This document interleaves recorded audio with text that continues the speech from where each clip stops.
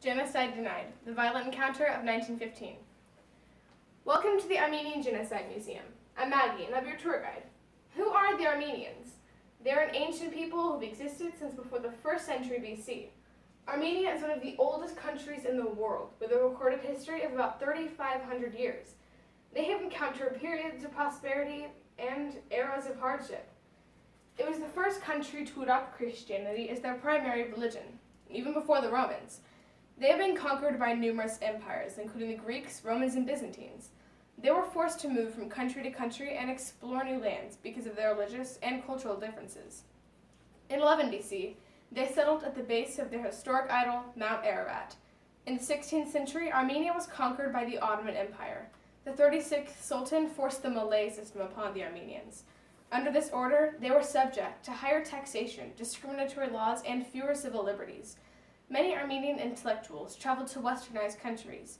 They returned wanting equality, but the Sultan refused. Minority Armenians revolted against the Sultan and fought for change, and he ordered his officials to slaughter them. This was known as the Hamidian massacres.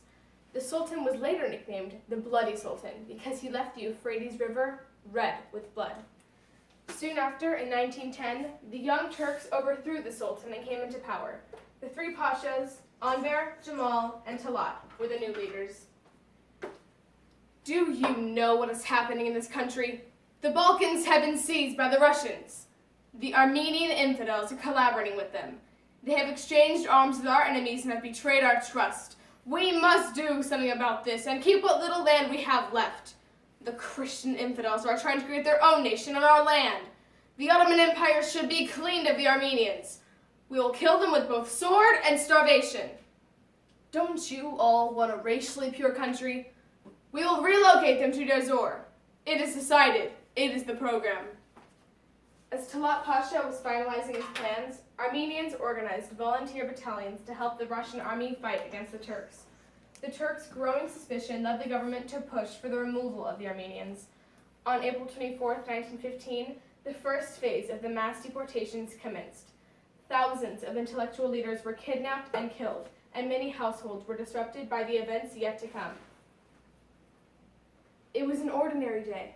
I was in the kitchen making nazook with my children when the town crier was heard and there was a knock at our door. I was startled and confused when I was told that my husband and son were being conscripted into the army and had to leave immediately. I told Tigran, "Take care of our son. I'll see you again soon." Little did I know those would be my last words to him. The four of us looked out the window and I heard the unholy screams of my husband calling my name. "Anoush! Anoush!" I quickly shielded my girl's eyes and watched as my husband and son were slaughtered on the street. The next day, I saw 6 men being led away by gendarmes, their faces cut and bruised. Soon after, all the stores closed down. After completing the first step to his plan, Talat Pasha ordered the forced relocation of the remaining Armenians into the interior of the empire. I have found the perfect place to relocate the traitorous infidels. Look at my progress. I have already accomplished more towards solving the Armenian problem in the last 3 months than the Bloody Sultan accomplished in 30 years. March them to Dezor. Be loyal to your country and do what is expected of you to be an honorable Turk. Turkey for Turks! Traveling with little food and few supplies, women and children had very little hope of survival. On these journeys, Turkish gendarmes regularly subjected women and girls to sexual violence, while others were kidnapped and sold. Armed bandits robbed the caravans of any remaining possessions they were able to take with them. It's been a month since Tigran and Krika were killed, and things have gotten worse. Women and girls are being dragged away, and I can't help but think when our turn will come. 3 Turkish gendarmes barged through our front door, one of which took my beautiful Ani away. Even though I put mud on her face to make her look less attractive. Hearing stories of other girls being taken into harems, I slipped her a small vial of poison. I don't know why they didn't take Lucine. Maybe because she was only 10. Lucine, the baby, and I were taken from our homes and pushed into a large group of women, girls, and elders. I reminded Lucine, everything will be okay. Weeks pass and we're still marching. I don't think I can make it any longer. I dropped to the hot sand, handed Lucine the baby, and said my last goodbye. with intolerable temperatures. Conditions on the death marches were horrendous. They were forced to march hundreds of miles for weeks on end without food, water, shoes, or shelter. Disease and famine took the lives of thousands each day. I didn't know what was happening. Mama, my sweet Myrique, pulled me to her chest, handed me the baby, and uttered her last words. You are almost there, Lucine. I was speechless. All I knew was that there did not exist. There was the other side of the world, the bottom of the ocean. I didn't care about there, but only about putting one foot in front of the other. I had no time to mourn over my mother's lifeless body when I was kicked to my feet by a gendarme.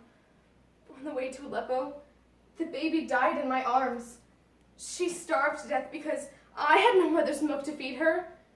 We marched for 110 days. The old and the sick who could walk no more were abandoned on the side of the road or killed by the gendarmes. We finally made it to Aleppo, where the remaining people were put in these camps. As I lay sick and dying in this filthy refugee camp, a missionary approached me and told me she was here to help. She said she was going to take me to an orphanage where I would be safe again. I raised my eyes to heaven and thanked my God for answering my prayers. The dying prayers of my mother, my father, and an entire nation. American missionaries from the Near East Relief Foundation helped build an estimated 212 orphanages for over 200,000 genocide-stricken orphans. Missionaries and ambassadors were witnesses to the deplorable conditions of the concentration camps.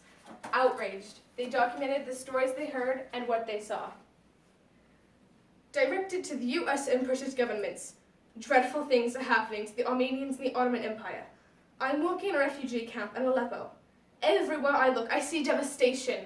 Old men sit mumbling incoherently. Women with matted hair and sunken eyes sit staring like maniacs. One whose face will haunt my memory forever. Her face was so emaciated and the skin was drawn so tightly over her features that her head appeared only to be a lifeless skull. Her name is Lucine. She spoke of things I will never forget. She saw dead bodies in every direction and on every road. This whole country is just one big slaughterhouse. She witnessed Turkish gendarmes cutting open a pregnant woman's stomach to pull the infant out, but laughed and threw it to the ground after noticing its sex. It was a baby boy. Girls were drowning themselves in the Euphrates River to end their suffering. I recognize now that saving these children is the only way their race will ever survive. Signed, Maria Jacobson. This is a genocide denied.